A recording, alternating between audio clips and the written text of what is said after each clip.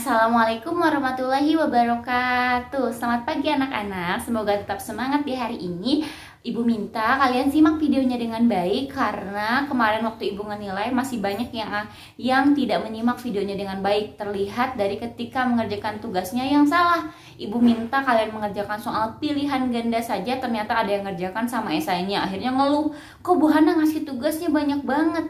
Padahal kalian yang salah menyimak tugasnya. Jadi ketika ibu memberikan kalian video, tolong disimak dengan baik. Itu untuk apa? Untuk menambah wawasan kalian, karena ibu tahu yang namanya kalian membaca itu pasti lebih malas.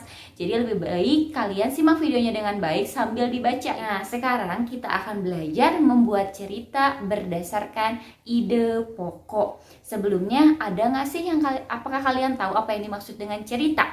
Cerita merupakan karangan yang berisi kejadian atau peristiwa yang disusun berdasarkan urutan waktu. Untuk dapat menyusun cerita yang padu, kita harus menentukan kalimat yang merupakan ide pokok dari beberapa kalimat yang disediakan. Kalimat yang merupakan ide pokok itu biasanya kalimatnya menggunakan kata-kata yang maknanya umum. Barulah setelah itu kalian mencari kata kunci dari setiap kalimat. Kata kunci itu kalian gunakan untuk membuat kalimat. Nah, berikutnya yang harus kalian tahu adalah cara membuat paragraf yang baik. Ada dua kriteria untuk membuat paragraf. Yang pertama itu adalah setiap paragraf itu mempunyai satu ide pokok dan beberapa kalimat penjelas. Jadi setiap paragraf hanya punya satu ide pokok. Yang kedua, antar kalimat itu saling bertautan sehingga menjadi kesatuan. Begitu ya anak-anak. Nah, selanjutnya, setelah kalian membuat cerita berdasarkan ide pokok, kalian juga bisa menggunakan gambar ilustrasi untuk menjelaskan isi bacaan yang kalian buat. Misalnya, kalian membuat teks tentang kelinci yang senang makan wortel. Nah, kalian cari gambarnya di Google atau cari gambarnya di Google, misalnya kelinci lagi makan wortel. Tujuannya untuk apa? Jadi, ketika pembaca membaca cerita kalian, ketika lihat gambarnya langsung kebayang, oh, gambar kelinci makan wortel, langsung kebayang. Jadi ketika ada gambar dalam sebuah cerita atau bacaan, itu tujuannya untuk memperjelas isi bacaannya. Begitu ya anak-anak. Nah, berikutnya kita akan belajar tentang hewan vertebrata dan hewan avertebrata. Seharusnya kalian sudah dapat membedakan antara hewan vertebrata dan hewan avertebrata. Hewan vertebrata itu adalah hewan bertulang belakang. Cara mudahnya, pokoknya kalau hewan yang ada tulang di tubuhnya itu pasti vertebrata atau dia punya tulang belakang.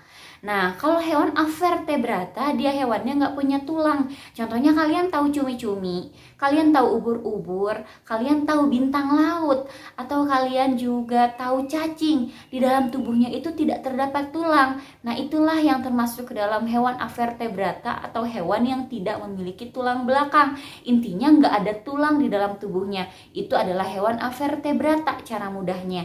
Kalau hewan vertebrata adalah hewan yang punya tulang di tubuhnya. Kalau kalian makan ikan nila, makan ikan emas, atau makan ikan gurame, di dalamnya ada tulang kan? Nah, itulah yang dikenal dengan hewan vertebrata atau hewan yang punya tulang belakang. Atau kalian misalnya pernah makan ayam goreng. Kalau ayam goreng bagian pahanya atau bagian sayapnya kalian dapat menemukan tulang.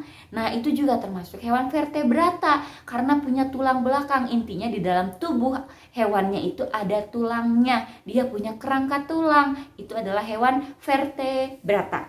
Disimak dengan baik videonya, jangan sampai salah lagi. Oke? Nah, yang pertama itu adalah hewan bertulang belakang, berarti hewan yang punya kerangka tulang. Hewan yang punya kerangka tulang atau yang punya tulang belakang itu dikenal dengan hewan vertebrata, nama ilmiahnya. Hewan yang termasuk ke dalam kelompok vertebrata merupakan jenis hewan yang dikenal punya tulang belakang. Secara singkatnya, yang punya tulang aja lah gitu. Nah, hewan vertebrata itu ada 5 kelompok. Jadi dikelompokkan lagi hewan vertebrata itu ada 5 kelompok. Nah, ada kelompok Pisces, amfibia, reptil, aves, dan mamalia. Nah, ikan atau yang nama ilmiahnya itu Fisces, yaitu hewan yang hidup di air. Hewan hidup di air, terus bernafasnya pakai insang, alat gerak pada ikan itu adalah sirip, dan berkembang biaknya ikan itu dengan cara bertelur. Itu adalah ikan atau Fisces, termasuk hewan vertebrata. Yang kedua adalah kelompok amfibi. Amfibi itu adalah hewan yang hidup di dua alam, bisa hidup di air, bisa hidup di darat, dan mereka itu terkenal hewan berdarah dingin. Atau hewan berdarah dingin itu adalah hewan yang tidak dapat mengatur suhu badan sendiri. Dan yang terakhir, hewan amfibi itu bernapasnya menggunakan paru-paru. Ada beberapa contoh hewan amfibi, ada katak, ada salamander, dan ada kadal air. Itu ya. Nah, yang ketiga adalah hewan reptil. Hewan reptil adalah hewan yang melata, yang berdarah dingin dan memiliki sisik yang menutup tubuhnya. Jadi di seluruh tubuhnya ditutupi oleh sisik untuk melindungi dirinya dari mangsa yang akan mencengkamnya. Contoh hewan yang termasuk reptil itu contohnya ada buaya, ada kadal, ada ular. Itu contoh hewan reptil. Nah, yang keempat itu adalah burung atau nama ilmiahnya Aves. Burung atau Aves itu adalah hewan yang bisa terbang. Hewan Aves atau burung ini memiliki bulu yang menutupi tubuhnya. Nah, alat gerak pada burung ini itu ada kaki dan juga ada sayap.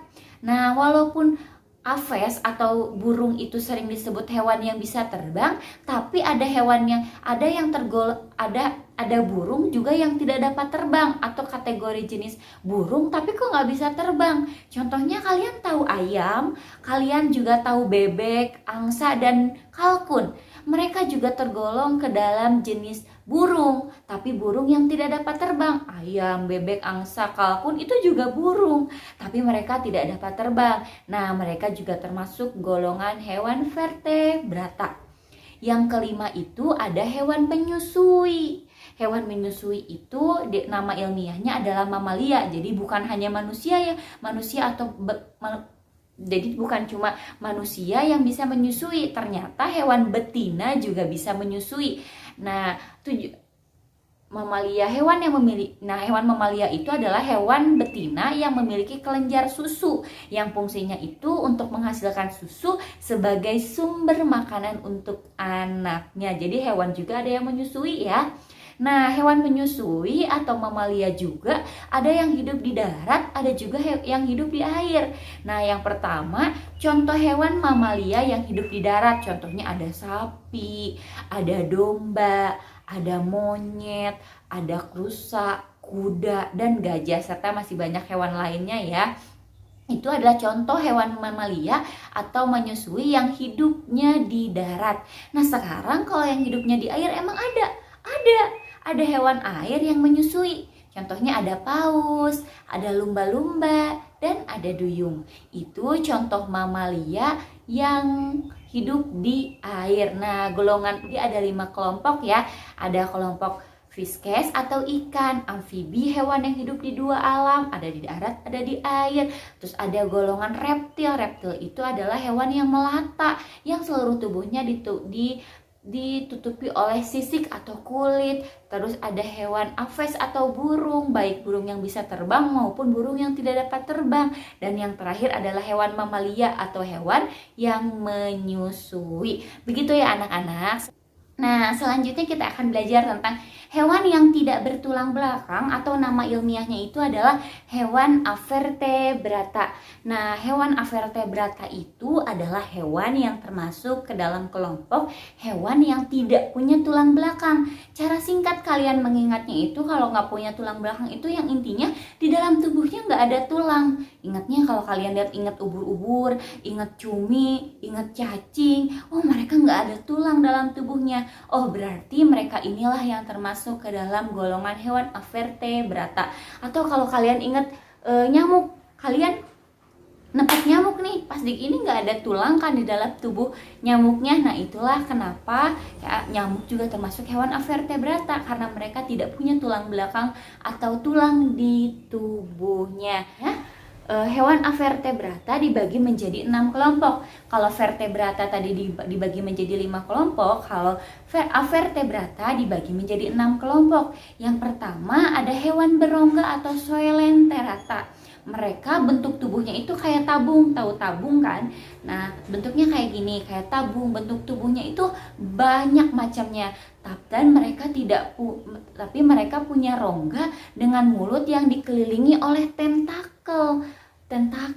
Pada permukaan tentakelnya itu terdapat sel beracun yang menyengat sekali. Sel beracunnya ini berfungsi untuk menangkap mangsa.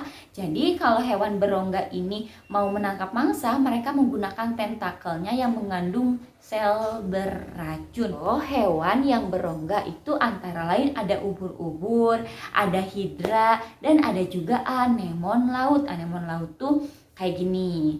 Nah, berikutnya itu golongan yang kedua selain hewan berongga, ada juga hewan berpori atau yang dikenal dengan porifera. Bukan cuma manusia yang punya pori-pori di muka, tapi hewan juga ada hewan berpori. Ciri-cirinya itu tubuhnya yang berbentuk pori-pori, berbentuk seperti vas bunga, pipi, atau bercabang dan melekatnya di dasar air. Berarti hewan ini hidupnya di air. Pori-pori tersebut itu punya fungsinya untuk masuknya air yang mengandung bahan makanan ke dalam tubuh. Sebagian besar hewan berpori itu hidup di laut. Jadi hewan berpori itu banyaknya hidupnya di laut. Hanya sebagian yang hidup di air tawar, tapi ada juga yang hidup di air tawar. Contoh hewan berpori itu ada Leucosolenia, ada Euplectella, dan Spongilla. Itu ada contoh-contoh hewannya ya. Berikutnya ini adalah hewan moluska. Sebenarnya hari kemarin Ibu Tentang sudah bahas tentang hewan moluska ya. Hewan moluska itu adalah hewan yang tubuhnya lunak kayak siput, punya lendir terus terbungkus oleh mantel. Nah, contoh hewan moluska itu ada cumi-cumi, ada gurita, siput, kerang, tiram, dan remis. Nah, itu adalah golongan hewan moluska atau lunak. Berikutnya ada kelompok cacing atau nama ilmiahnya adalah Vermes. Merupakan hewan yang tubuhnya lunak, nggak punya cangkang, dan tubuhnya simetris. Cacing itu bergeraknya pakai otot di tubuhnya. Otot yang tebal di tubuhnya itu bentuknya memanjang dan ada yang melingkar, yang mampu membantu cacing untuk bergerak atau melakukan perpindahan tempat. Jadi itu ya fungsinya. Cacing itu bergeraknya pakai otot di tubuhnya. Jadi otot tubuhnya itu adalah kaki bagi cacing itu sendiri. Nah, berdasarkan bentuk tubuhnya, cacing juga dibedakan menjadi 3. Ada cacing pipi, ada cacing giling, ada juga yang disebut dengan cacing gelang. Itu macam-macam cacing ya. Nah, kelompok yang kelima itu ada hewan berbuku-buku. Hewan berbuku-buku itu cirinya tubuhnya bersegmen atau punya ruas-ruas, terus punya rangka luar atau exoskeleton, punya rangka luar yang keras dan dia punya ekor. Tubuhnya dibungkus oleh kutikula sebagai rangka luar yang terbuat dari protein dan kitin keras. Memiliki alat indera yang peka terhadap sentuhan, bau-bau, memiliki mata yang faset, yaitu mata majemuk terdiri atas beribu-ribu mata kecil terbentuk segi 6. Mata yang kayak gimana sih? Kalian pernah nangkap capung? Kalian pernah memperhatikan bahwa capung itu badannya berruas-ruas? Terus kalian pernah nggak memperhatikan mata capung kayak gimana? Nah, itu adalah mata faset. Matanya tuh kayak berlapis-lapis. Itu adalah yang disebut dengan mata faset. Hewan yang termasuk jenis ini ada belalang, kumbang, kepiting, kutu. Pokoknya hewan yang memiliki kaki berruas-ruas itu contohnya adalah kelompok hewan serangga. Ada kumbang, kelabang, kepiting, kutu, kupu-kupu, capung, nyamuk. Pokoknya termasuk ke dalam hewan yang berruas-ruas. Nah, yang terakhir itu adalah hewan berduri atau Echinodermata. Nama ilmiahnya Echinodermata. Agak susah ya dihafalnya. Nah, Echinodermata itu hewan berduri atau Echinodermata itu bergeraknya lamban dengan bantuan kaki yang bentuknya kayak tabung. Dalam ekosistem, hewan berberduri ini berperan sebagai pemakan bangkai. Jadi hewan berduri ini adalah hewan-hewan yang suka makan bangkai. Bentuk tubuh hewan berduri itu biasanya bentuknya kayak bintang, bulat, pipi, bulat memanjang, dan seperti tumbuhan. Tubuh hewan berduri juga ada 3 lapisan dan memiliki rongga tubuh yang disebut dengan triploblastik celomata. Ada 3 lapisan triploblastik celomata.